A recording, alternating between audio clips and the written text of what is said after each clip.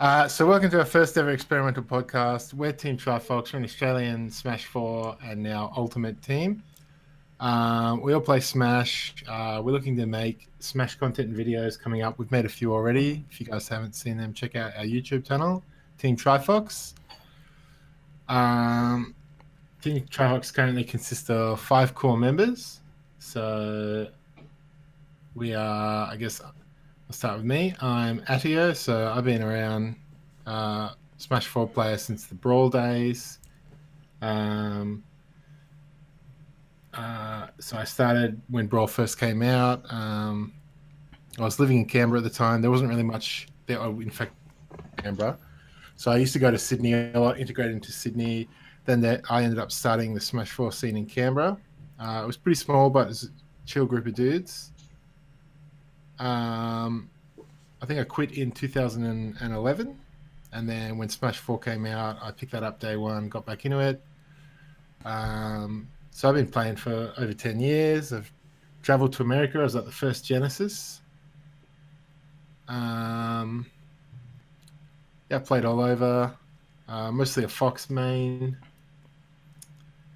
I really enjoy playing Smash. I like to pit my mind against other people. I really like the whole my brain versus your brain aspect of it. I really enjoy that. I can be pretty competitive, so that part of it's fun too.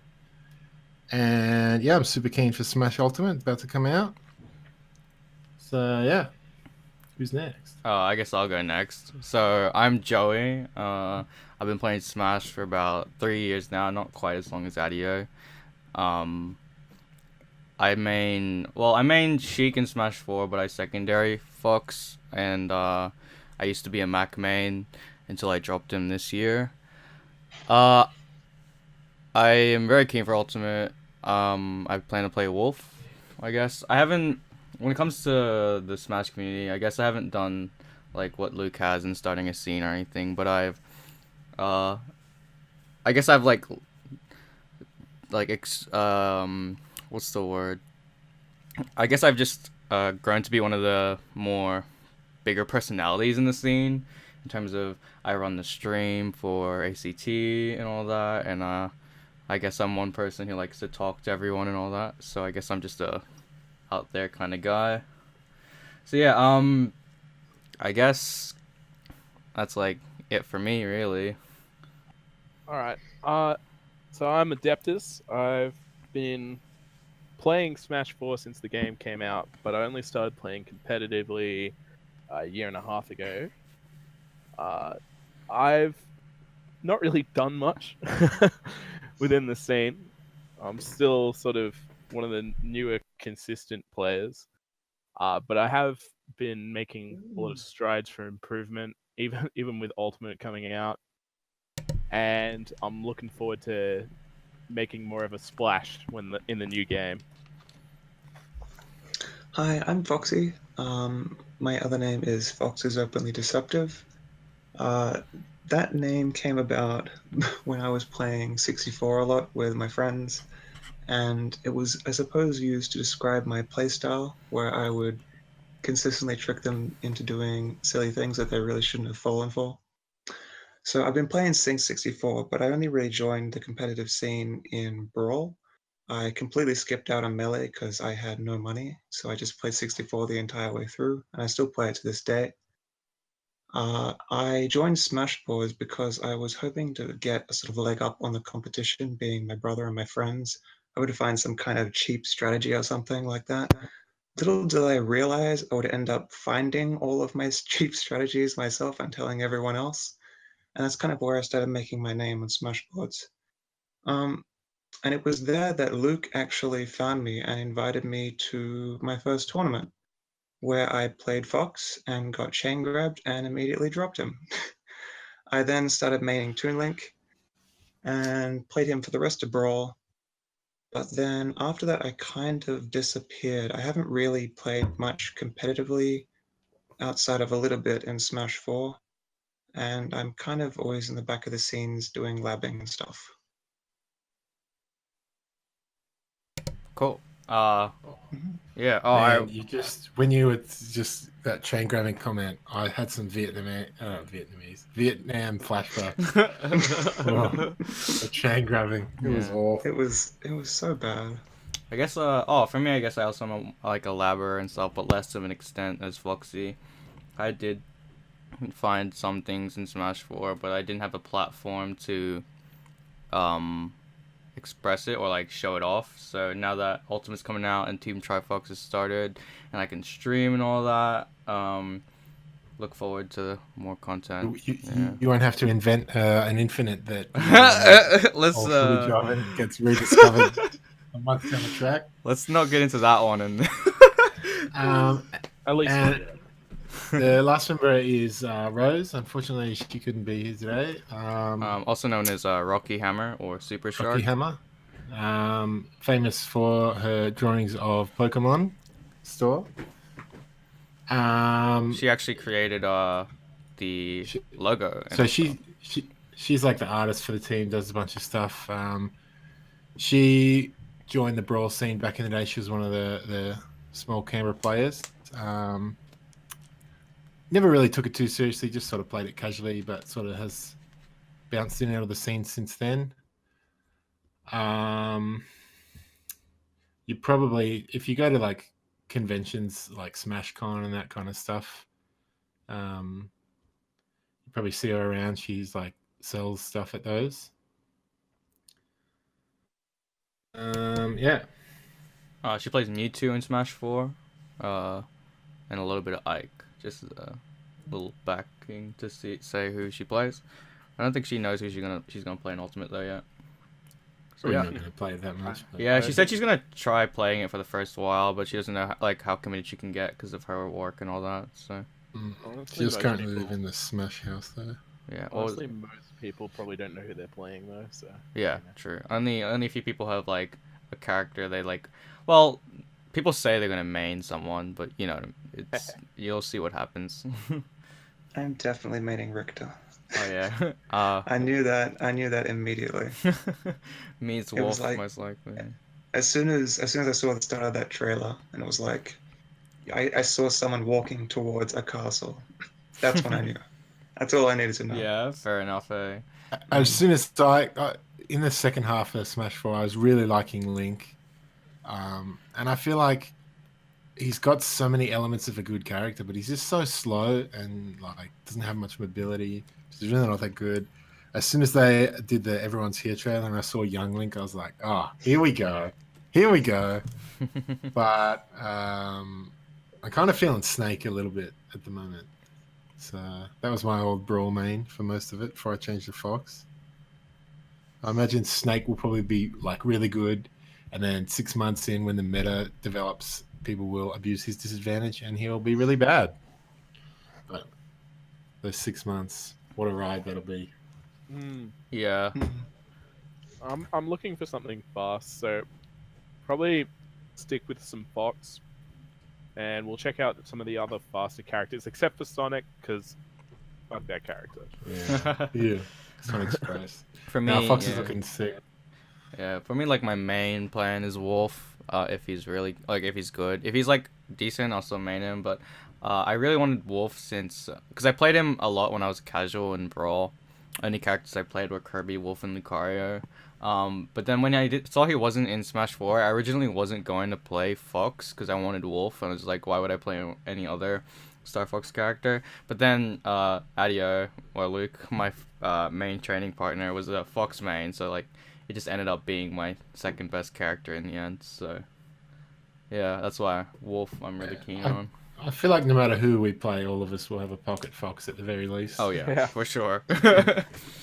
Hence the Team. Yeah. team. And Trifox, just because it says Trifox doesn't mean we can't have more than 3.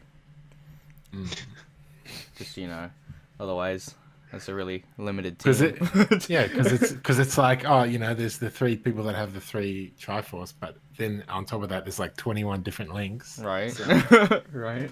what are you gonna do?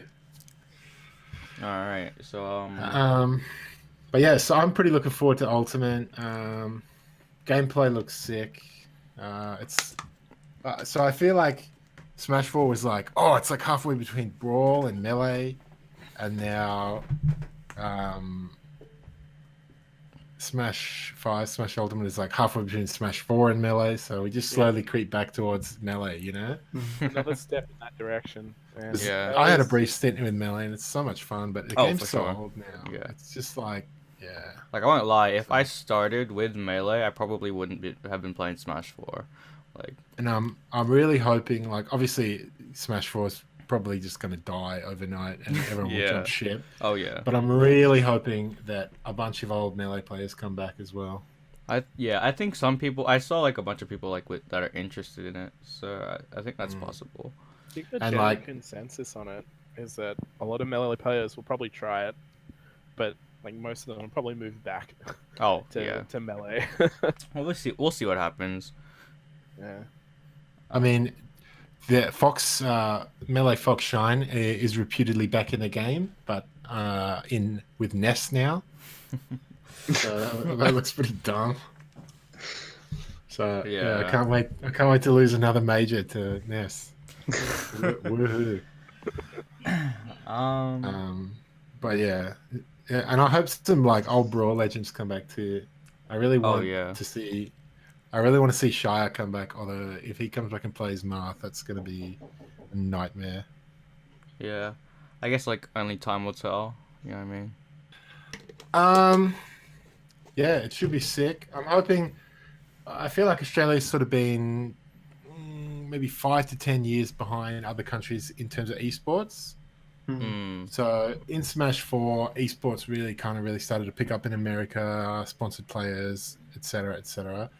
So I'm hoping that we're sort of at that now. So maybe there'll be some sponsored players rolling around, more kind of like leagues and circuits and stuff. Yeah. like- I know, yeah. I know Be more of a GVP is planning focus. some stuff.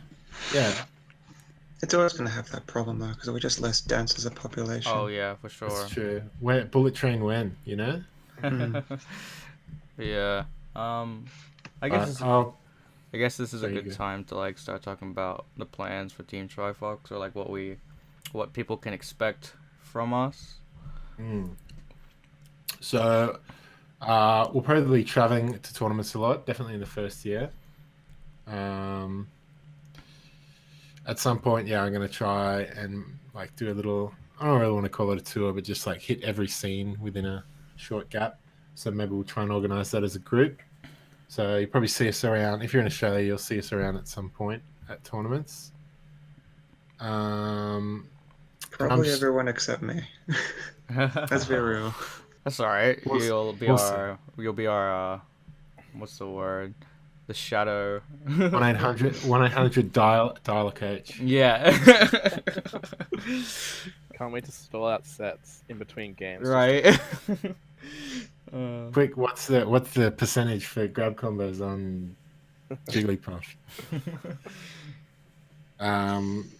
But we'll definitely be streaming more and more as we go forward. We're slowly figuring that out. Yeah, I guess Joey's I taking can. care of that. I guess I can talk about that. So like basically the plan is at least. So I have taken the first week. Oh, should we talk about our plans for Ultimate? Like the first week of Ultimate. Yeah, why not? Okay, so basically what's happened is I've taken the first week off work for Ultimate. So basically I am free every day of the week for the first week. And on the release day, me and Atyeo plan to go to Wollongong with another mate of ours. And we're going to play there. And we're going to be streaming it on every day that we can.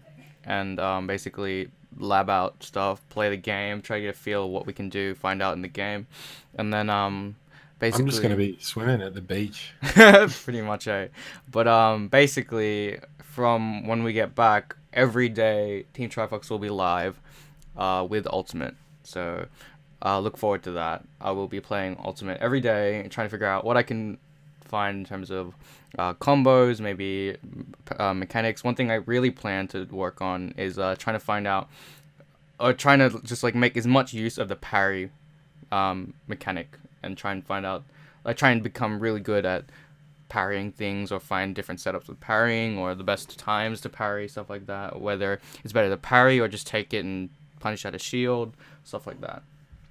So Yeah, it's definitely going to be like, because I feel like I can't really think of a specific example off the top of my head, but there's situations where you'll do like a big, slow, multi-hit move that's safe because it's got lots of shield stun now. But yeah, I feel like the parrying is going to completely flip the script on that. Oh yeah, So it'll be interesting to see what kinds of stuff starts happening. Yeah. I thought it was interesting. I don't know if this is actually going to be in the game because I obviously haven't confirmed it myself. But one of the things I was concerned about when I heard about this new parry system was the idea that, what happens if you get a multi-hit move that keeps you in shield the entire time? Does that mean you can just let go of the shield at any point and it'll automatically parry? But it seems like they've thought of that and they've decided to introduce this extra mechanic, I don't know, some kind of time window for the parry. So it kind of means that I don't think it works at all on multi-hit moves that keep you in shield, locks you in which shield, makes no sense to me. I don't know. I think this could be totally wrong, so feel free to roll your eyes at home. But I think what it is when you let go, the next frame after you've let go, you have 5 frames where you can parry within those 5 frames. That would make more sense. But if another attack on top of the one that you're going to parry hits it within those 5 frames, it keeps you in shield or something. That could possibly be it. That could be a thing, yeah. Yeah. Because from what people have been talking about, it seems like you get just locked in shield from multi-hit moves when you try to parry it, or just let go. Because if you could parry multi-hit moves, then like what is this? They're basically saying focus on parrying the last hit. Yeah, or like at least parrying big moves, like a strong smash attack or something, or a strong aerial. Yeah. But because it's got it depends because big slower moves usually tend to be punishable on shield anyway. So would you risk a parry on that versus like you want to be parrying moves that are safe on shield, so there's a counterplay to make them not safe if you could pull it off, but there's a risk of getting hit. I don't know. Yeah. I think parrying actually will be a bit more helpful for punishing aerials, because aerials in general have got their landing lag reduced by a lot. Sure. A lot more moves just auto cancel, that kind of stuff. So parrying. They also made the aerials hit stun less though. Shield hit stun, sorry. Yeah. Because it seems like so parrying obviously could make shields better, but it also seems like they've made shields worse. Sure. But I was meaning to go back and look, watch some melee matches, because when you watch a typical high-level Smash 4 match, there's a lot of shielding, but there's not really much of that in melee. So I'm wondering if the game's going to head more towards movement over shielding. Well, one thing I was going to talk which about, I think would be cool. One thing I was going to talk about is it's hard to get a grab solely because of movement. So it seems like if there's a chance where you see someone in shield, you can like use your movement. You should take that chance to grab them from it. So like I feel like it'll mean that if people see shield, it'll make them more inclined to grab in ultimate, making it you can kind of counterplay around that by just never shielding and just moving around and making it's really hard for them to get a grab in general. And on the other shielding their like offensive attacks. That could be a thing. I feel like as well, like being able to do actions out of dash is going to have more implications than I think people think at first. Oh, yeah. Because like in Smash 4, like if you get under someone in shield, if they attack you, air dodge or do nothing, either way, you can just, punish them out of shield, right?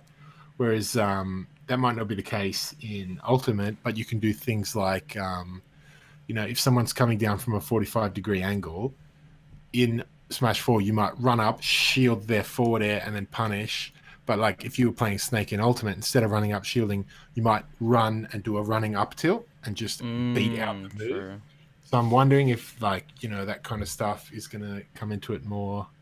Running, spacing moves, that kind of stuff, anti-aerials, which is a little bit more in line with like a traditional fighting game.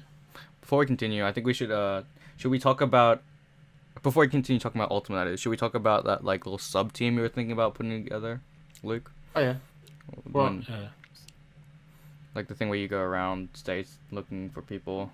That was kind of, I was going to try and segue back to Yeah. Team Trifox stuff later because we kind of got sidetracked. Yeah, we Yeah. did. Yeah.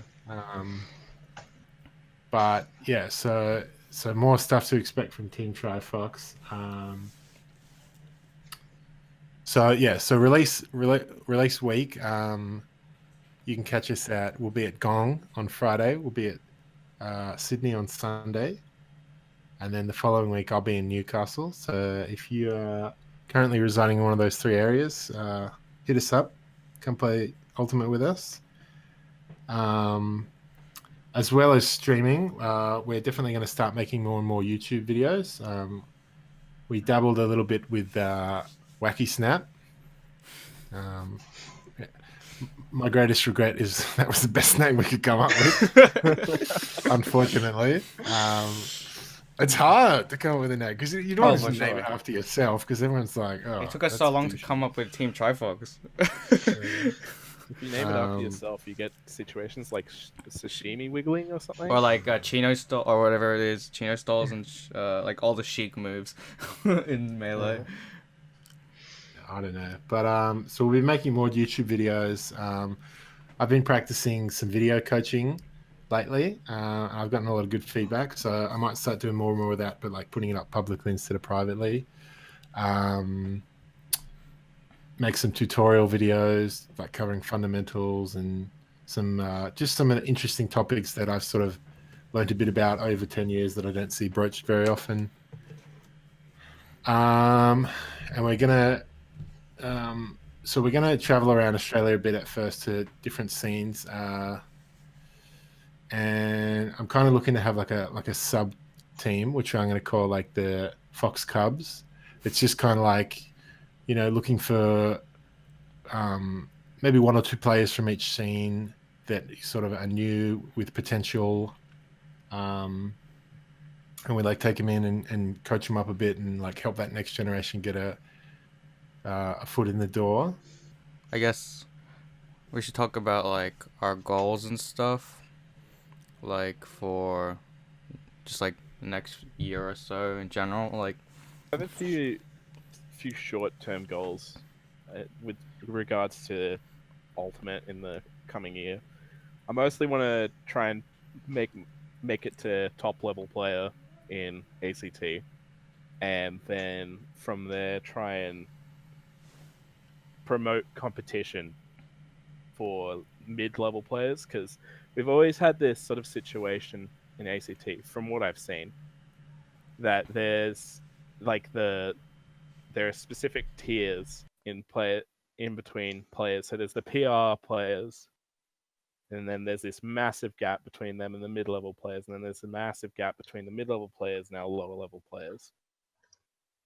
And I want to see that sort of not really like end, but to become less clear where people are, And especially with the top 5 of PR, I want it to be more competitive. I want people to wonder who's going to get ranked where after a few tournaments, I think there'll definitely be a shake-up when the game comes out, but there is kind of this mentality where, like, if I'm going to play and I'm practice, I want to practice up. So, top players want to play with top players and so on and so forth.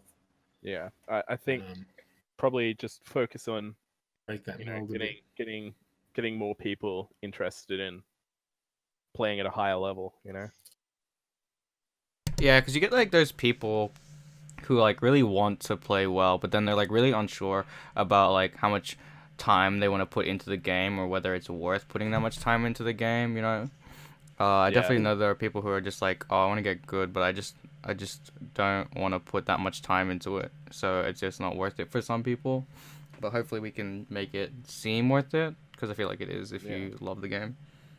Yeah. There's also the people that like, they come to the scene a bit and they make friends there, and then they're like, I just want to come to be around people. Yeah, instead of it is also like you'll always have those players that are just there to hang out, That was totally me.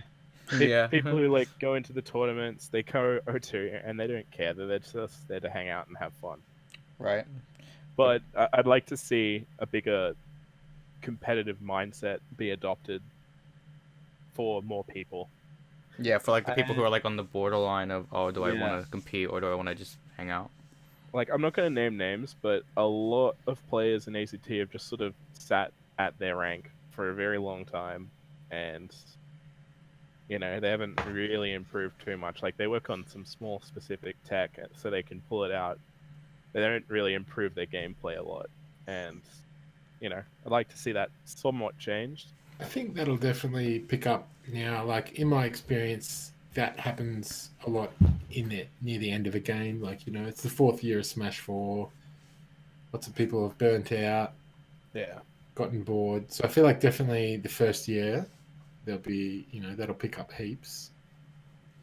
But how would you go about making sure that stays? Like what? Yeah, that I still got to work out how to do that, but that's what I'm going to be trying to think on for the next few weeks before Ultimate comes out, and then we'll see if we can keep up the momentum, and then I'll think about how to fix it afterwards. Fair enough. I think it'd be cool to do like I remember back in the day in Queensland, early Melee days, there was like two groups, kind of like north side, south side, but they had different things. And there was it was a friendly rivalry, but there was a strong rivalry between the two. And they were always having like crew battles and sizing each other up.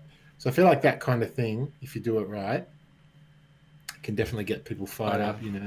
The north siders take on the SJ crew, take on the We Hate PazX crew, and all so on that and so kind of forth. stuff. Yeah. Cheers. And as for long-term goals, I think after a while, mostly like once I'm done with my CIT course, I'd like to see if I could get involved in organizational stuff. So like maybe look into becoming a Atyeo or something like that. Try and help organize events, all that kind of stuff. Fair enough. Apart from that, those are my main goals really for Smash Ultimate. Well, that's pretty Hopefully I can succeed. good. Foxy, do you have goals in mind? Okay, so my approach to Ultimate has always been a little bit undecided. Like I'm sort of getting to the point now where I need to sort of get on with my life, and there's a lot of things that are taking up a lot of time. And just recently I was admitted as a lawyer, and I'm going to be looking for a job, and it's sounding like my future's going to be a lot more busy than it used to be. And labbing and stuff, it all takes a lot of time. Sometimes I would spend entire weeks of full days just working on a single thing just to make a single post. Like that's just not viable at this point, I don't think, really. So yeah, I mean, I wasn't even sure. I'm still not entirely sure if I'll be getting the game, which is kind of crazy. So I don't know. Like Luke and others are fairly certain, as I'm sure probably will happen, that I will just end up getting it. Like it'll just be sort of an impulse buy kind of thing. You'll try it and you'll get sucked right Exactly, back in. Yeah, that's how it and is. It's all the same over thing. The same cycle thing happened in repeats. Smash 4. I was like, you know what, I'm done. And then next thing you know, Labbing the wacky snap. right. So I can't say that I've really figured out my short or long-term goals when it's so undecided in the first place.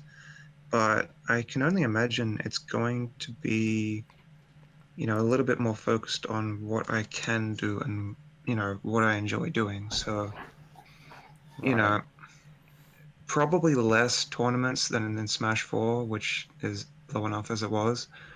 More time just focusing on, because like there's two different kinds of labbing, really. There's the ones where it's like, here's this new thing or new idea, I'm just going to figure out how it works or figure out how to get it to work. And then there's the, I'm now going to test this specific thing against every character, like that kind of nonsense, that's in the past. I feel like I used to do that a lot, but that's just not feasible anymore. Hey, since I have a lot more That's why free you've got a time. team. Yeah, that's why you got a team. You can let the load off onto us, and we can give you Oh well, yeah, input. totally. There you I go. can do that. Yeah. everyone pick a character. That'll be Wolf. now Yeah. test this, right? Yeah. I've always actually wanted that. Just a team to kind of be like, here's 5 characters, do this thing. Well, there you go. Here we are. Because That's especially in cool. Ultimate, that's going to be 70 extremely plus necessary. characters or whatever. Yeah. The first thing I thought when I saw all the characters wasn't like, oh wow, cool. It was, oh god, why? It's just Fair enough. Yeah, I'm with you there. At first, I was like, hell yeah. Then as the number gets higher and higher, it's like, oh, Yeah. here we go. Yeah. Yeah. Because if you want to test something that's just really, really simple, it might take you 5 minutes a character. That's nothing. But when you're multiplying that by, how many are there? I don't even know how many characters there are. 70 plus. 74? Yeah. 74? Someone do the math. I think, yeah. It adds up. I think there's It really 72 characters, not including echoes. So yeah, Yeah. it's like it's something ridiculous. Fair enough. Oh no, it's 70 characters without echoes. I think there's gonna be like 80, right? Like with the Well, included DLC. I'm really glad the Grinch leak wasn't Mm, real. What was a yeah. Grinch leak? Yeah, so like there's just his Twitter account with the You Grinch. missed out on that whole. Oh. There was like another like 6 characters that they were leaking or something like And, that. and so- there was this huge division. Like half of the scene were like, "Oh, it's total legit," and the other half were like, "What are you talking?" Yeah, right. Yeah. I guess I'll go about my goals. So right now I'm ranked 9th on the ACT PR, and my goal for this year was originally to get top 5. And like from placings, I've been getting seconded every weekly basically, but like the thing is, since Smash 4 was coming to an end, a lot of the top 5 and just PR in general weren't playing. So like I feel like with PR, the next PR, I might be top 5. Well, it's more than likely going to happen that I will be top 5, but I feel like it's not as well earned as I could have if everyone was still playing, because I feel like I still could have made it if everyone was playing. So my plan is to be top 5 in Ultimate when everyone is playing, at least with the whole new wave of players and everything. So that's my aim. And then I also aim to be, well, this is if Wolf is a good character. I aim to be the best Wolf in Australia. But if Wolf's not a bad character, then I'll be the best Sheik in Australia. But yeah, as well as my goal for like streaming and stuff, I plan, since I'm the main streamer, or like I am the streamer for TeamTrifox, I plan to stream at a regular schedule. But the Schedule coming soon. coming soon, yeah, right. One other thing is, I'm a freelance photographer right now, and I also wanted that to be one of my main priorities. And the thing is, Smash and photography both sit at the same level of importance to me. So I want to somehow put that and make that one of my things. Like maybe I'll become, like at events, I'll be, like if I go to majors and I don't feel like entering, I'll be a photographer or something like that. Or if we have any majors in Canberra, I just want to enter the ones in Canberra, and I'll be the main photographer advertiser for Canberra, or something like that. Or because like there might be points during my Smash career where I just won't play because I want to focus on my photography. That's like something that's a given. I can't like I gotta work on money, you know. But Hey man, real life priorities. right, yeah. But if I can I guess the goal long term is to somehow make photography and Smash a coherent Something that doesn't clash. yeah, that's it. Thanks, Adeptus, again. Did you want to do another take of that? No, it's just this meme because I'm very bad at wording things, and Adeptus is like my translator. Yeah, no, I think that's fine. I think we should keep that in. I think that's pretty funny. I guess as well, my goal is for Ultimate at least, to make a bunch of videos or like this series that I've come up with. I don't know what to name it properly. For now, I'm naming it Theorizing with Joey, where I am streaming and I'll be saying, oh, okay, here we go, cut it from here, and then when I finish, cut that and put onto YouTube. It's gonna be just me talking about any theories I have with the game, or if I find something that isn't like fully fleshed out, I'll like talk about it, and we'll have it on the internet so that the information's there, so that they know who found it, and then we can work on. Then we can work. That's a touchy subject. Then we can work on fleshing it out fully and making sure everything's perfected with it, or whether or not we debunk it or not, stuff like that. Yeah, that's like the main thing for me. Joey wants that credit this time. Yeah. All right. So my goals. So when I played Brawl, I took it seriously, not like super seriously, but I took it seriously. I was sitting around like fifth in the power rankings in Sydney for most of the game's life. I never won a single tournament. I did really well in doubles. That's a different story, but I never won a single tournament. When Smash 4 came out and I got back into it, just for motivation, I set myself a goal. I was like, all right, BAM is the big, it's the giant once a year Australian major. I want to make top 3. That's my goal. And not only did I meet that goal, but I nearly won the whole thing. Very, very close.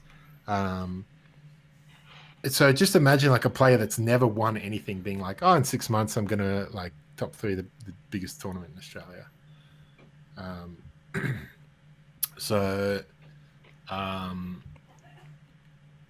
As Smash 4 went on and, my drive dropped a little bit, I feel like I got near the top, but I never really fully hit the top. But, I've always enjoyed teaching, and I started, transitioning more and more to like a coach role over time, as same as I did with Brawl. And I feel like I've come up with all these theories like, oh, this is like things you should do and like, basically like how would you be like the number 1 player in the country? Like all these ideas and theories to do that. But I never really put them into play for a variety of like personal reasons. And, if we're being honest, a little bit of it is, it's much easier to sit back and be like, oh yeah, I know how to be the best if I want to, versus like, I'm actually going to try and put myself on the line and have a chance of failing. So that's what I'm going to do with Smash 5. I'm really going to take it seriously. Going to devote probably the next year of my life to it, which is probably a bad decision. I'm sure future Luke will just shake his head, but whatever. Is, right? Hi, future Luke. Roll the dice, So I'm going to take it really seriously because I'm kind of pushing. I really want to start exploring esports coaching.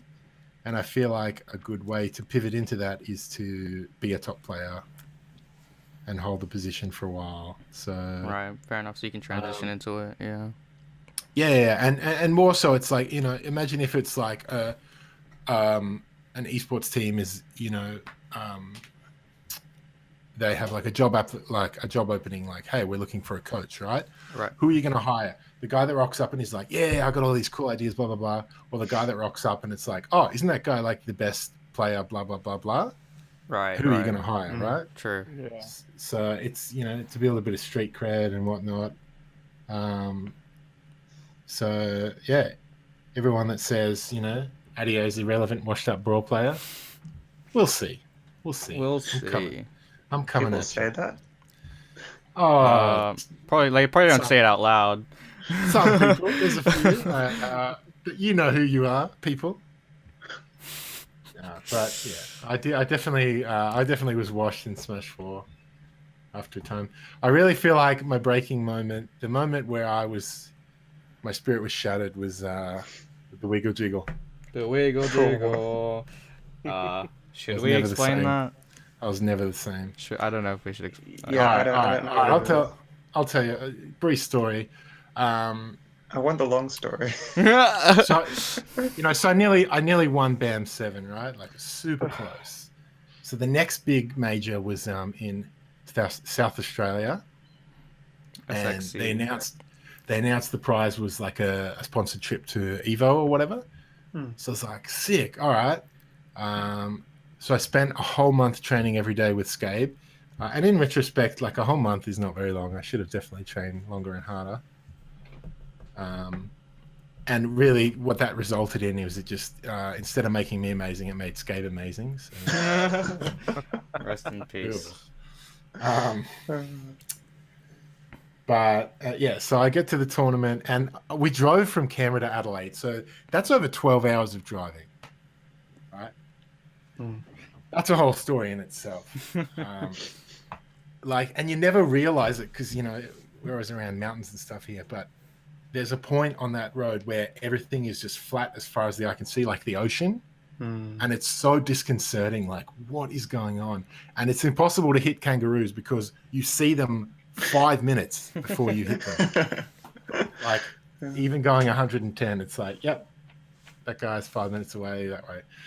Anyway, so we get there. I did really well the first day. Back then, Earl was considered, maybe not officially, but pretty much anyone you ask will tell you Earl's the best player in the country. And he was the favorite to win the tournament. I beat him day one. And I got myself to top 4 winners side at the end of the day. So coming into the next day, it's like all I have to do is beat one person and I'm guaranteed top 3. And the person I was up against was Nikes. I don't want to take anything away from him too much, but I was like, Nikes isn't that good. He's, he got beat up by Bogo. Hey, Bogo's the best player in the world. What do you mean? Yeah. I'd played him a little bit before and done really well, so I'm like, I don't have too much to worry. So maybe there's a bit of overconfidence there. But so I driven down with like close personal friends that aren't in the Smash scene. And I'm telling them like, all right, guys, like, I got to just beat this guy and I'm in top 3. So, no matter what happens, I'll probably, because the prize pool was pretty big.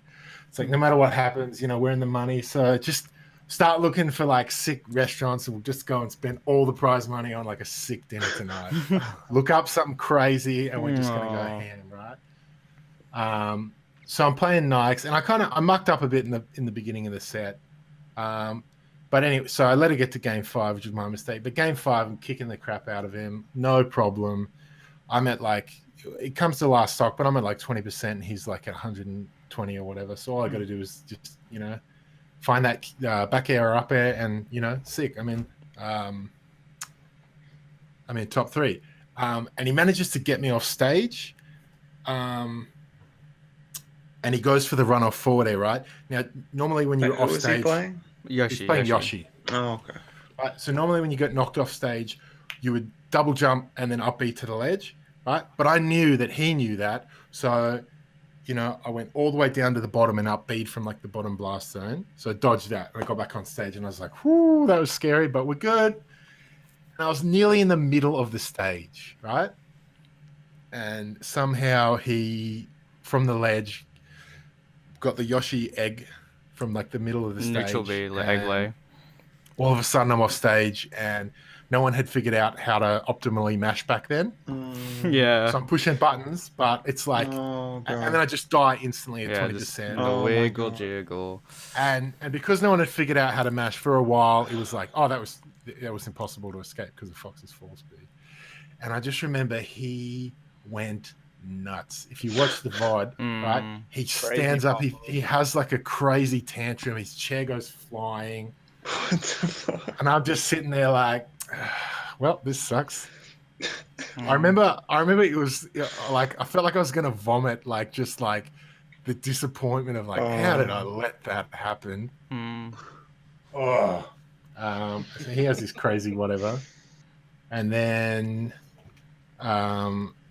in losers, I had to verse Jesmo, who went fantastic at that tournament, and he did a mad losers run and nearly won the whole thing. And that was really fun playing against him. It's one of the most fun sets I ever had. That came down to game 5. It was sick because like the set before it was like boring, camping, cheese, whatever, and then it's just Diddy and Fox going full aggro at each other, doing nuts stuff. So I got knocked out. So came 5th, I think, 4th or 5th. I think it was 5th. Yeah, but Wave Guy got 4th. Yeah. I still was the highest placed New South Wales player, but I had to go back to my friends, and I'm like, well, this is what happened, and they didn't fully understand like just how Disappointing. Yeah. ridiculous like this egg, like how, because they're kind of like, oh well, he beat you, right? And it's like, well, he did beat me, but fuck, man, did he? You know, like, did he beat me or did I beat myself, kind of thing. And then, so you know, this hyped up, amazing, expensive 5-star restaurant dinner was a KFC $3 go bucket. Although we should say, as like a disclaimer, we're not like bagging on Nikes or anything. No, I mean, and he was really disappointed with how he did in that tournament, but he played fantastic. He didn't just beat me; he beat Kira. He beat I can't remember, but like, you know, it wasn't just getting a win on me. Like, he got there in the first place, so he did really well. Yeah, but man, and that's the wiggle jiggle, and that's how that long story is how come Luke lost his drive, unfortunately. But sorry, it's back.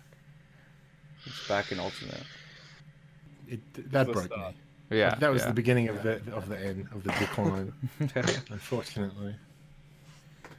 Yeah. But there's a video of it if you. Maybe we'll put it in the description. We'll see if we get enough. If we get enough likes on the video. What's a decent number? Because we only have like 20 subs right now, so let's say like 10 likes. Just half of our subscribers. Hit us up with 10 likes, and we'll set them goals low. Yeah. So if we set it low and then they smash it. It's just going to be Foxy making 10 alternate accounts and putting likes who can see the video. That's worth 20 minutes of the account. So sure. Oh man, that's funny. Oh man. Yeah. I think everyone's had like, well, when we say everyone, at least everyone except Adeptus so far, because he's only been in the scene for about a year. I've been here less than you guys, but like even I've had my fair share of like demotivating moments where I'm just like, oh, I don't want to play. You know what I mean? Bam 10. Don't forget Atyeo. Like, yeah. The breakout at BAM 7 nearly wins the whole tournament. BAM 8 doesn't even make it out of pools. See, speaking of not making it out of pools, so I went to BAM. That was a mood. So this is where it's usually. So I was a Mac player for the longest time, for about 3 years. I stopped this year. Oh, sorry, 2 and a bit years. And I basically I built up quite a pretty good mentality in terms of not showing my salt outside of a match, because I'm playing a bad character. I can't like get mad at myself for losing a matchup that's like 100-0 or something like that, right? But I switched to Sheik and I slowly started having this like big ego of saying, oh, I'm playing a top tier character, I should be winning every game, right? And I got to BAM, my first time in Victoria. I get to BAM and I'm like, I'm favored to barely make it, like not make it out of pools, but I'm looking at my bracket, I'm saying, oh, I can make it out of pools, definitely, for sure, because like my bracket wasn't too bad. I don't even remember, honestly, it was such an experience, I don't even remember who was in my pools. But I ended up going 0-2 that tournament, and then I ended up like just having the worst mentality throughout the whole time. You know what I mean? Just because you travel all the way there. Yeah, first time, and then I just bomb, right? And it's just like, what do I do? You know? And then like from then on, I just like started like a journey on building back my mentality. I was actually originally gonna stop playing Smash 4 for a bit, and say I was gonna stop playing Smash 4 for a bit and take a break, but then I got invited to play the Smash Ultimate demo, and then that just brought me back into it. You know what I mean? So yeah. Just remember, traveling all the way to Melbourne. Right, so just going back again to this SXC Wiggle Jiggle story. Right, just imagine how disappointing that 12-hour car drive home was. Yeah. Right. Because on the way there, it's like, oh, all the possibilities. On the way home, it's like, well, let's just drive off the road and into a ditch. Yeah. So awful. Fortunately, Adeptus had to dip, but I'm pretty sure he said, I think he was talking to me, he was messaging me earlier saying what he wanted to talk about. I think he's gotten basically everything out. So and And Adeptus being only, he actually is a very new member. We only recently added him into TeamTrifox.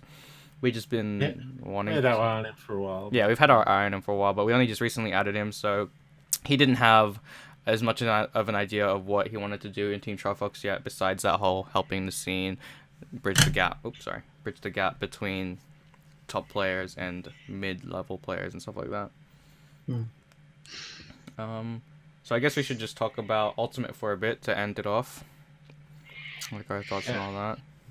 So yeah, what should we talk about? I guess mechanic-wise, movement looks amazing and like really fun and all that stuff. Something I know I prided myself with in Smash 4 is my my tech skill and my ability to pick up things very quickly. Movement. Yeah, and movement. A thing I really worked on to make sure I had a very solid ability to do was extended dash dancing, just normal dash dancing, and perfect pivoting, and being able to move with my character so I can be exactly where I want to be at any point. None of these skids. Well, I still obviously would get a skid every now and then. You know, I'm not perfect, but I got to a point where I'm just like, okay, I feel like I have a really, really good tech skill. I was like at the moment, I guess people would say I saw you lose a stock to skid last night. I did. I was very upset about that actually, and you're the only one. I was like, I didn't want to. As soon as I saw it, I was like, "Well, Joey's dead." So. Yeah, I was very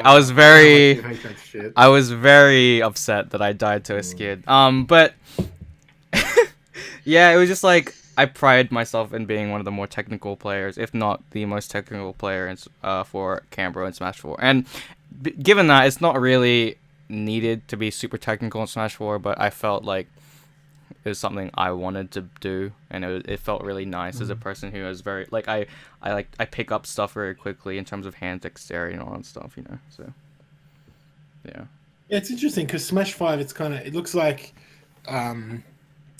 they've kind of like noobified it in a few ways. Like they've made a lot of things much easier to do, but it also feels like overall it's a little more melee-esque in terms of precision and tech skill and 3-frame jump squat. Yeah, everyone having the same one. I think people are definitely like people who main characters like Bowser. I know people who are talking about actually Flying Cat who mains Jigglypuff was like they're actually talking to me about saying how they can't actually short hop with other characters in Smash 4 because their short hop is so short.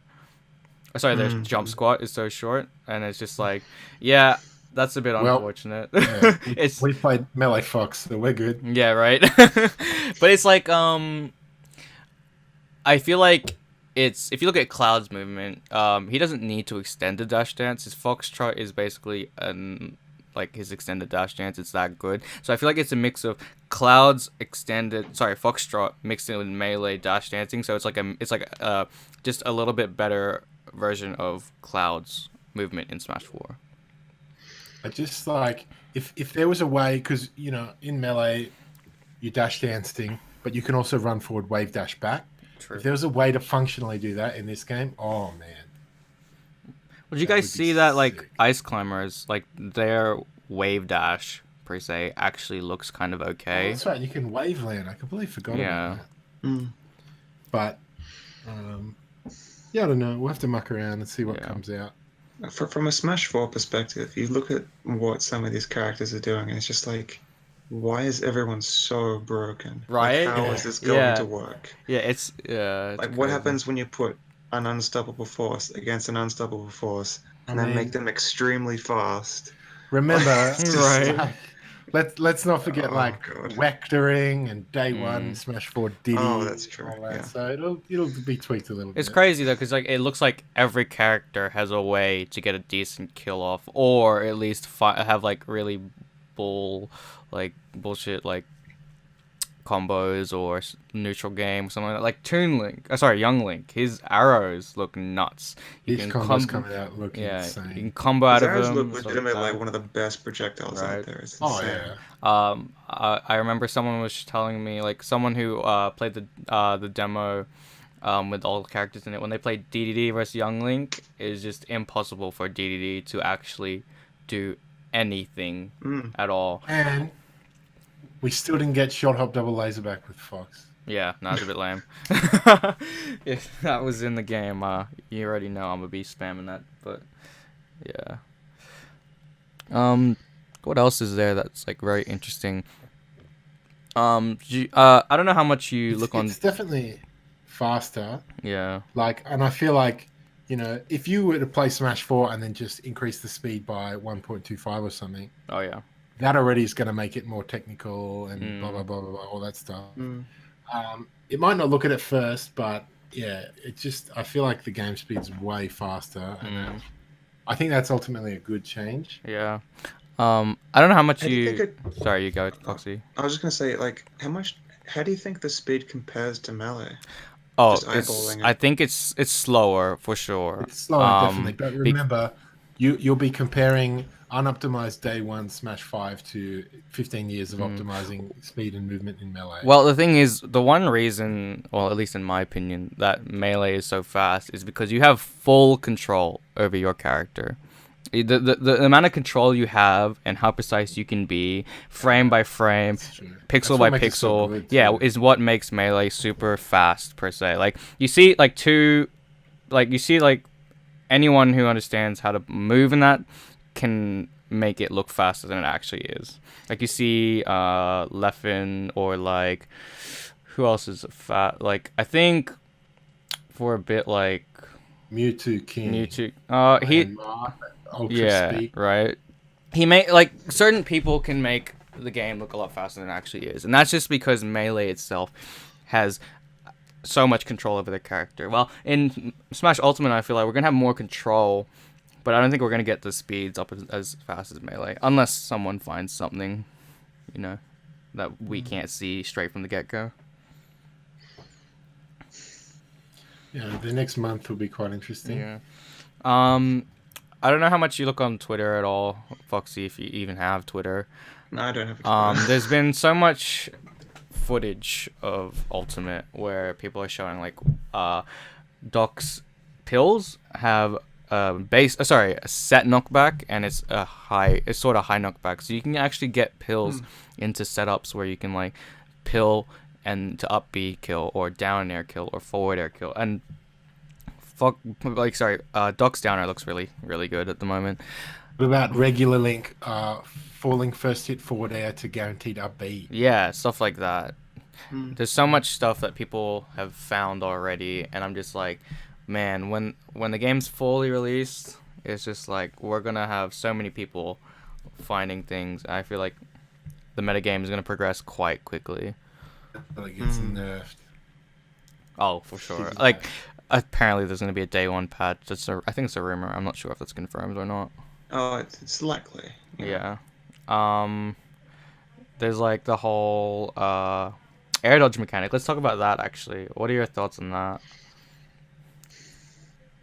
Yeah, I don't know. I have to play around with it a bit more. It introduces a few interesting things, right? So I could be wrong about this, but I'm thinking, obviously I'm a Fox player in Smash 4, so there's a lot of times where you'll be up near the top of the screen, and I'm going to jump at you, and it's kind of this 50-50 of like, am I going to up air you, in which case you air dodge, or am I going to do nothing and you air dodge, and then I punish the air dodge with an up air?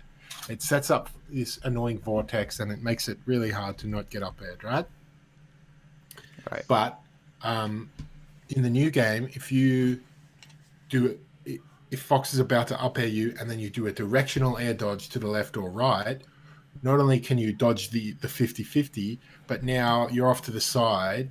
Obviously, Fox has no horizontal drift, so he has to go back to the ground, run across, and then come back up under you, right? So I'm guessing that if you do the directional air dodge right, you'll actually just be able to remove yourself from the 50-50 without risk of punishment.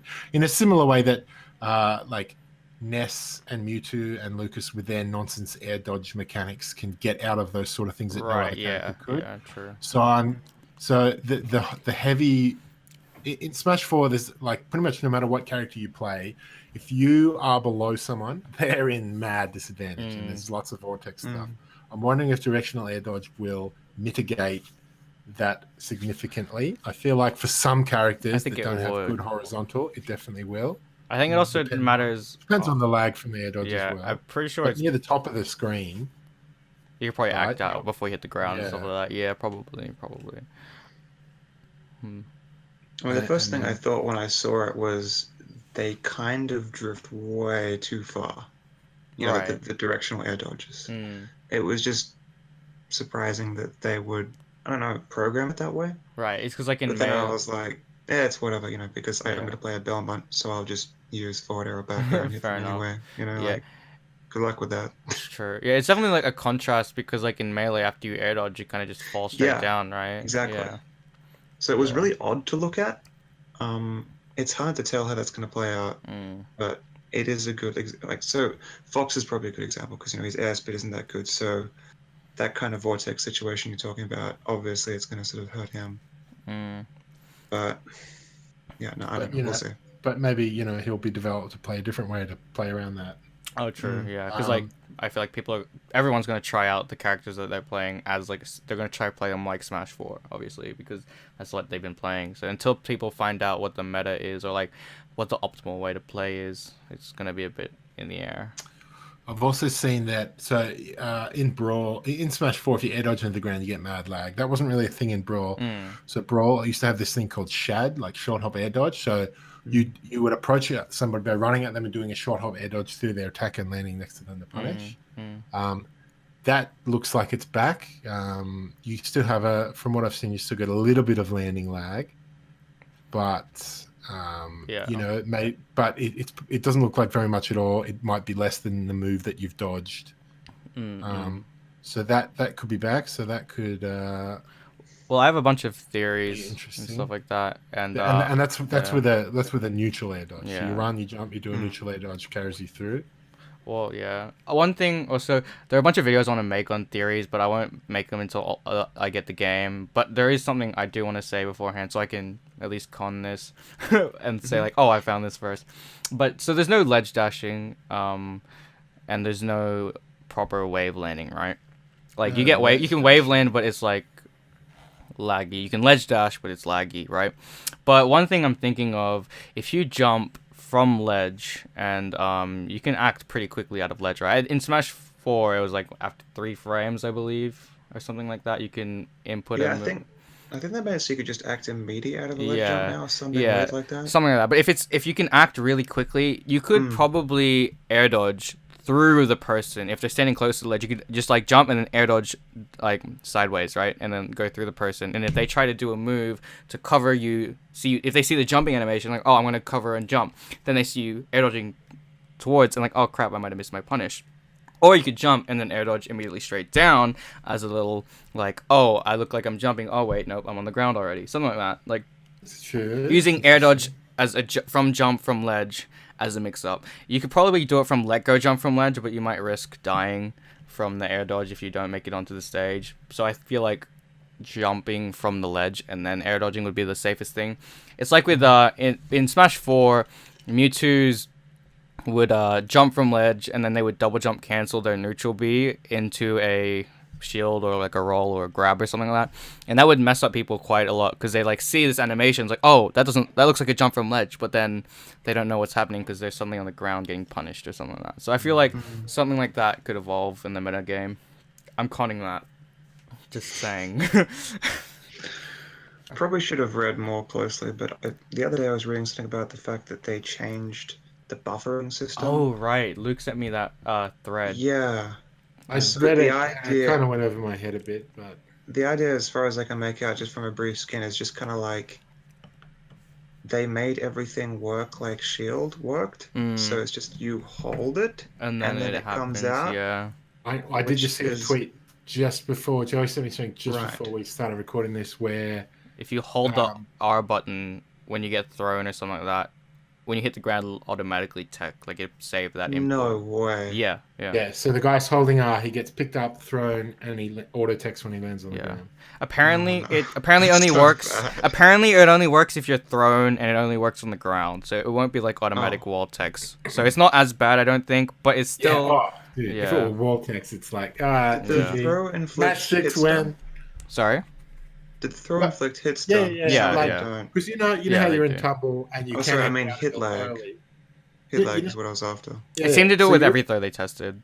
So yeah. Oh, You know how yeah, like you're in tumble and you can act out of it, but if you don't, you'll stay in tumble and have to tech, that kind of thing. Okay. So like the guy could have jumped away, but if you hold R, you get auto Yeah. tech. So that's like one thing. I think I don't know how I feel about it. I think it won't be as game breaking, I guess, but it's still like it's an interesting choice they've made in terms of how buffering works and like yeah. It's just cuz I was trying for so long to find a way to C-stick Nair, and then I would or like sorry, that's what I would want to do, right? But I saw a video of someone C-stick Nairing. I'm just like, wait, you can actually do it? And then I'm just like, how do they do it? And there's no videos on how to do it. And then Luke sent me that article, and it's like, oh, it's a buffering glitch or something like that. And Yeah, I'm just right. like, damn it. I just want, because like in Smash 4, I love C-stick Nair. I do all my aerials with the C-stick. And then I'm like, oh, I want to be able to do that in Smash Ultimate, obviously. And then someone put on Twitter when the first E3 demo or whatever came out, I think Mr. R's tag had tilt stick, and it's like they couldn't see stick Nair, and that just made me like really upset, or like not upset, like disappointed, because I love C stick Nair. And then obviously it's just like if someone could find a way to C stick Nair, or if it was a toggle, I don't know if it is or not, it would be great. But then I saw videos of people doing C-stick Nair. I'm just like, how do they do it? And I'm just like, if it's a glitch, that's kind of sucks, because then you'd have to only be able to set it up through a glitch. It was just like, buffering is weird. It's this kind of discussion that I'm finding particularly frustrating when I don't have the game, because Right. this is exactly the kind of thing I'd be interested in, Testing. figuring out all the exact details of.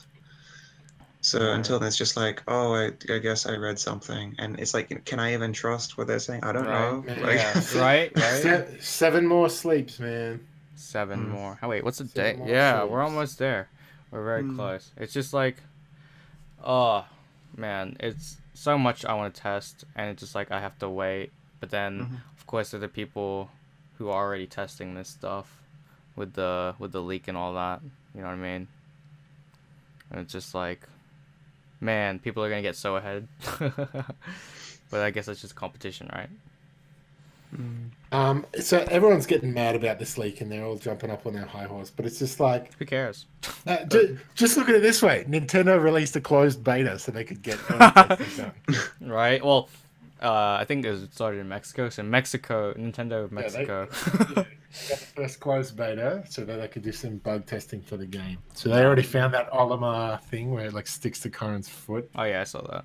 So weird. oh, that's a thing. Yeah, so like Corin, I'll find it's it for you. like yeah, we'll send it. It's like Corin has Pikmin on her, and then she throws while the Pikmin does damage or something like that, and then Robin gets stuck to Corin. Sorry, Olimar gets stuck to Corin, and then they just like What? yeah, Olimar can't do anything, and Robin can just walk around with Olimar stuck to them.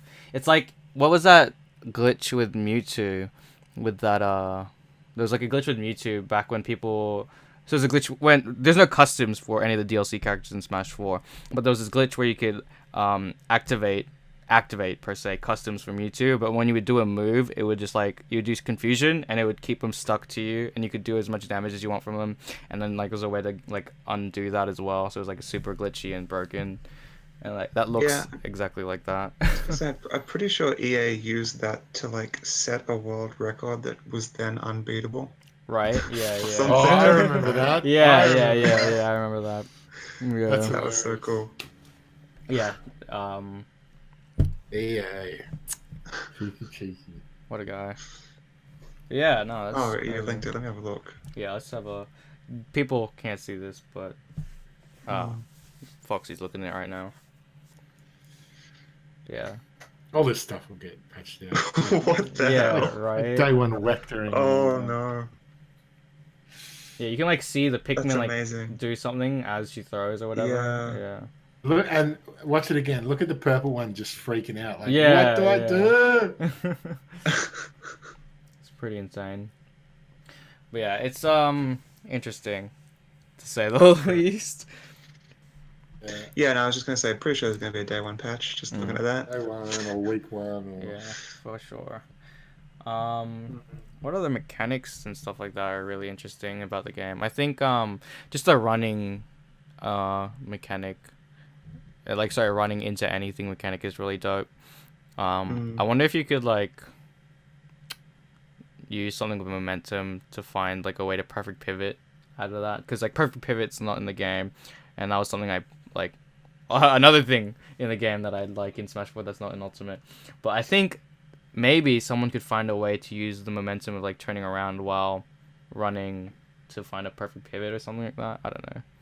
That'd be I'm cool. kind of glad Perfect Pivot is out. Yeah? How come? It was kind of a little controller dependent, which was really That lame. is true. true. That is true. I would sometimes need to clean my joystick to make it that I could perfect pivot properly again. That is true. That being said, there's a new option I've seen in your control options. There's a stick sensitivity option, low, medium, or high.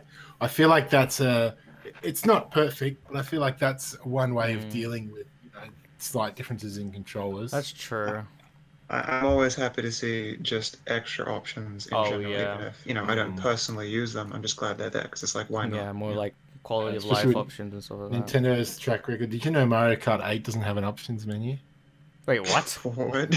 Wait. Next time you go and play it, find me an options menu. It doesn't exist. Are we talking about just like on the Wii U, or like are we talking about deluxe? On the Wii U. Oh, okay, I think on the yeah. Deluxe as well. Oh, But yeah, really? so if it's like, oh, I want to turn the in-game music down or off while keeping the sound effects on, can't do it. Damn, that's crazy. That's really sad. This thing that was in every other game for the last 100 years. Oh, I guess we could talk about like hazards on and stuff like that, like stage viability. Yeah, I don't know. I feel like that just really needs testing, and then there's going to be a huge argument over what rules, and That's we're true. going down that road again. So, I don't know.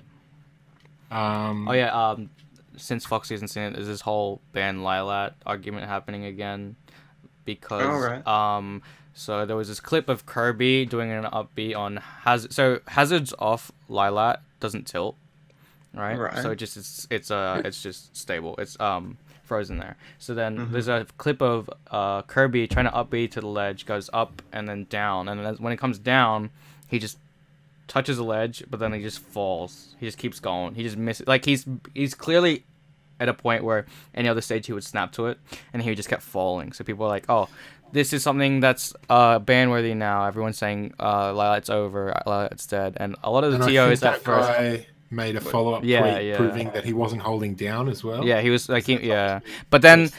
How did he prove that? So he just took a video of his. He took a video of his controller. And then what happened was a lot of the TOs in America started tweeting saying, "Yeah, Lilat's gone, Lilat's gone." But then some other tweet came up saying it was only a Kirby specific thing, right? Saying counterpick. So Kirby can't just upbeat to sloped ledges, it seems. They did it on every other stage. They did it on a couple stages that had like a sloped ledge, like that Star Fox one. And then it just doesn't work with Kirby. Sloped ledges he just can't grab.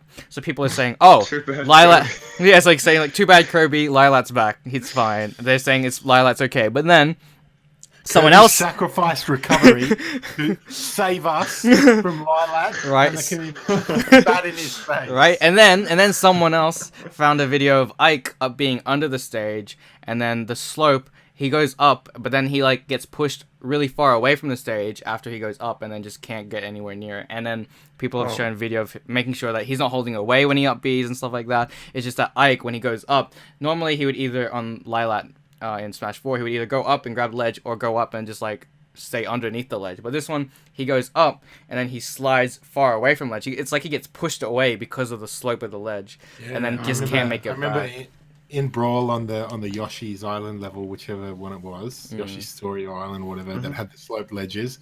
If you stand at the very ledge and shield, I think you had to do a light shield, but you do a shield and then I got Bs, it gets pushed off your shield and he gets pushed out and misses and dies every time. Yeah, and then that's just sparked this whole big ass debate on whether we should ban Lilat again. And just like, damn, this is Smash 4 all over again. But then it's going to be happening with other stages like Fountain of Dreams, Yoshi's Story. Are we going to have hazards on or are we gonna have hazards on for some, hazards off for others? Let's just not forget like- how many years Rainbow Cruise was legal Right. in Melee, or Frigate Orphean being Orphean. legal in Brawl, Yeah. and then there was a period of time in Smash 4 where the stage list was like Battlefield, FD, another FD, sometimes FD with a tree, Yeah. Battlefield 2. Delfino. Oh, I remember when Delfino was Halberd. legal. Halberd. That Zelda one, something Roost, Loft. Yeah, I know what you're talking about. Skyloft. There you go. Yeah. So, like, assuming that we get to a point where it's like, okay, we have so many potentially perfectly good stages, they're all legal kind of thing. Can you see someone making an argument that's just like, you know what, maybe there's just too many stages and the whole canopy system is right. just not So going to work? That's what I saw a cool idea, which I think Yeah. Adeptus was telling me Adeptus he also had this came idea, to, yeah. which is so I watched a bit of competitive StarCraft 2, and what they do is they rotate the map pool each season. Oh, yeah, I've So heard that's about this. so that's something that could be a thing. That could be cool. I'd be alright with that. But, But like I feel like if we do that, we should keep Not the that it affects staple. me. Like we should at least keep staple FD Battlefield, right? As like a always there, and then everything else is like rotated in, because then it would keep it like. Well, yes, but And also in the sense then- that like we probably have different battlefields. to Right, but like choose there's from. at least Yeah, well well- at least like maybe at least keep FD, because there's only one FD, and I wonder if That makes, Omegas and Alphas or whatever they're called. So in Smash 4, Omega Halberd is different from Omega Wireless Onet, Castle. yeah. I wonder if I wonder if that's still going to be a thing. well, or- apparently people have like confirmed it, because people have already got the game Oops, early. I and did not hit the mute button. That's Sorry fine. about that. People like got the game, early. I really or thought I hit whatever. it. It's a bit weird on the Yeti mics. Sometimes they don't work. So what was I saying? People like looked at the hitboxes the collision boxes and stuff of all the Omegas and stuff like that. Apparently, every Omega and every Battlefield is exactly the same in terms of collision boxes and all that stuff, and like the way the surfaces work. So it looks like there's no more walled Omegas. There's no walled Battlefields, stuff like that. So maybe they might let us kind of pick for aesthetic, but then you never know. You might have another FD situation where you can't see shit, right? And certain Omegas, or certain Omegas are too distracting. Like people were talking about you remember Bayo's stage, whatever it's called, the clock tower thing. People are like, yeah. oh, maybe that stage could be legal, and then they see all this distracting shit in the background. I'm like, oh, that's one reason why it might not be, as well as the walk-offs and shit. But like, that's also a reason people might say don't do it, because distracting ass background. I think that we stage should ban was so LMI. cool. It's too distracting. Yeah. I wish there was like a legal level, like those kind of levels, or like Rainbow Cruise or whatever, where there's like, you get to have an aerial battle with like platforms coming and going and stuff. I want a legal one of those, because those kind of stages are so cool. Yeah, but it just like Like, just- it puts in this level of like, well, I wouldn't say RNG. RNG It's not really RNG, because it's like a set time for most of those stages, but like it's more of like there's less of a neutral chance to win. Dude, yeah, it's RNG. Like, Obi-Wan managed to get to the ground, to the shore first. Yeah, you're right. Could have gone the other way. Yeah. Could have gone the other way. Huh? Run it back. Right? Yeah, it's just this is what one thing I found which made no sense to me in terms of why we kept Lilat legal in Smash 4 is we create rule sets to take out as much RNG as possible to make it seem fair, right? But then we have a stage like Lilat, which is completely based on RNG, whether it tilts, which way it tilts, I and thought stuff it like had a that. script No, that it's follows all everything. RNG. I'm pretty sure, like, unless I'm wrong, but I am pretty sure there's a video. There's been many videos of it just like RNG based. And there's also that video on the instant ledge get up thing that I think, what was his name? My Smash Corner made, and then he was saying it's easy to practice on Lilat, but then it's a bit of a hassle because you have to wait for the tilts and you don't know when that's going to happen. And so, like, I've always found that so weird that we have a stage like Lilat where it's completely based on RNG in a rule set where we've made to try and get rid of as much RNG as possible. You know what I mean? Speaking of rule sets, I mean, what do you think we should make the rules? Like, how many stocks, etc.? Well, I think almost everyone is leaning towards 3 stock, but I think people, start with 3. I think people are more worried about what time limit we should have. I think in America they're gonna trial 6 minutes, which is the same amount of time we have for Smash 4, but with 2 stocks. So like right now it's 2 stocks 6 minutes in Smash 4, but they're gonna trial out 3 stocks 6 minutes, which I don't know how I feel about that because it seems like the game is pretty fast, but I feel like there's gonna be a big emphasis on the neutral game and like walling out in certain situations.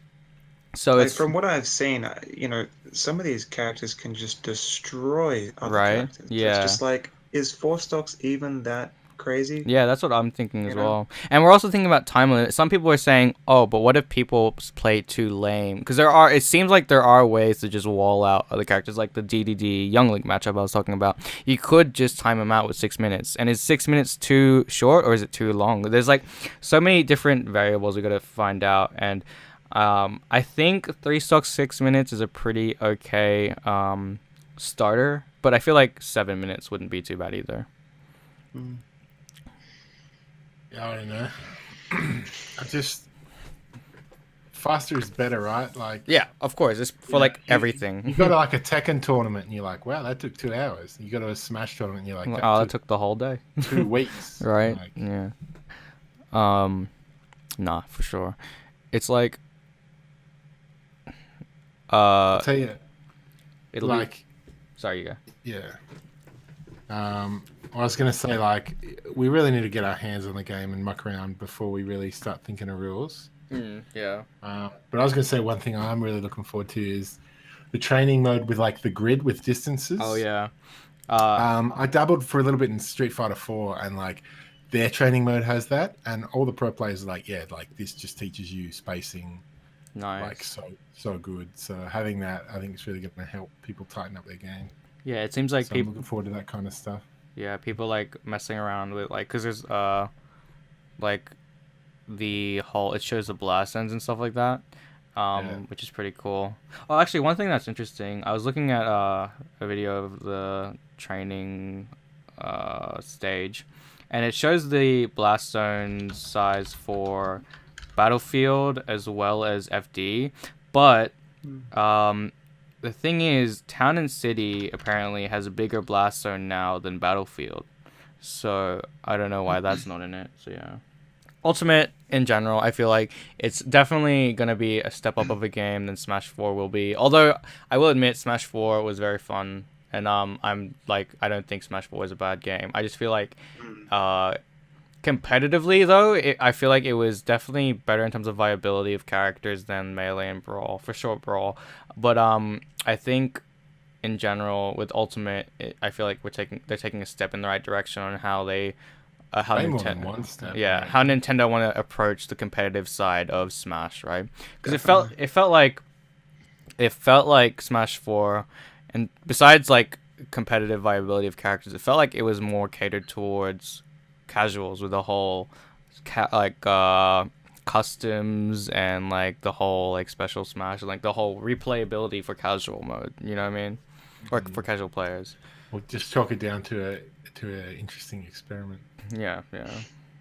But like I think Smash 4 was really good, and there was definitely a golden patch, which I think was when Bayo came in, where the game was actually so good, right?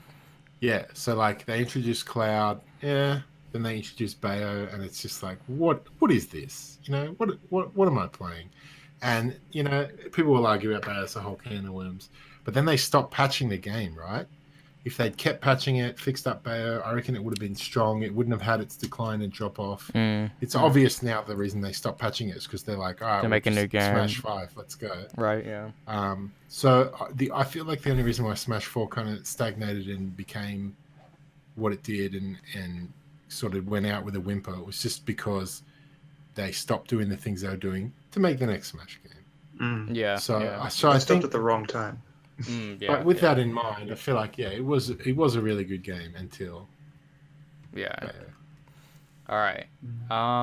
So yeah, this has been a pretty good podcast. I think we should wrap it up there, right? yeah. So thanks to anyone that listened to us all the way through. Yeah. Hit us up.